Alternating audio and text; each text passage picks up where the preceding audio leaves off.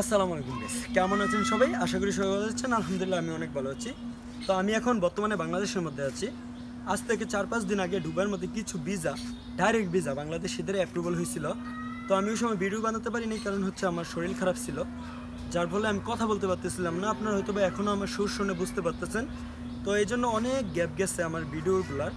তো যাই হোক, বর্তমানে বাংলাদেশিদের ভিসা কিন্তু অ্যাপ্রুভাল হইতেছে দুবাইয়ের মধ্যে। তবে 100 থেকে 100% অ্যাপ্রুভাল হইতেছে না, 100 থেকে হচ্ছে 90% অ্যাপ্রুভাল হইতেছে। তার মানে আমরা বুঝতে পারি যে বর্তমানে দুবাইয়ের মধ্যে কিন্তু ভিসা অ্যাপ্রুভ হইতেছে, বাংলাদেশের ভিসা লাগতেছে।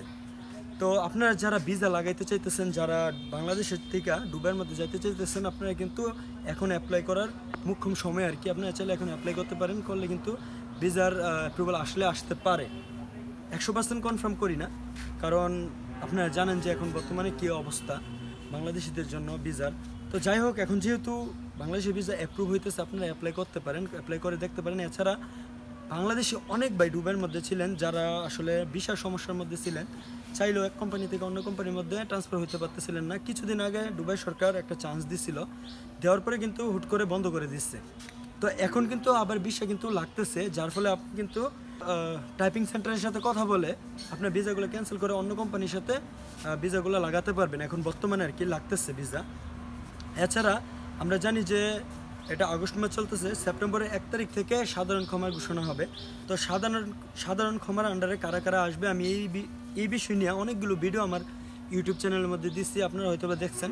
তারপরে বলে নিই যে সাধারণ ক্ষমার আন্ডারে আসবে যাদের ভিসার মধ্যে ফাইন ছিল, যারা নতুন ভিসা লাগাতে পারতেছিল না, যারা স্পন্ডিংয়ের মধ্যে ছিল, যারা চাইলেও ভিসা ক্যান্সেল করে দেশের মধ্যে আসতে পারতেছিল না।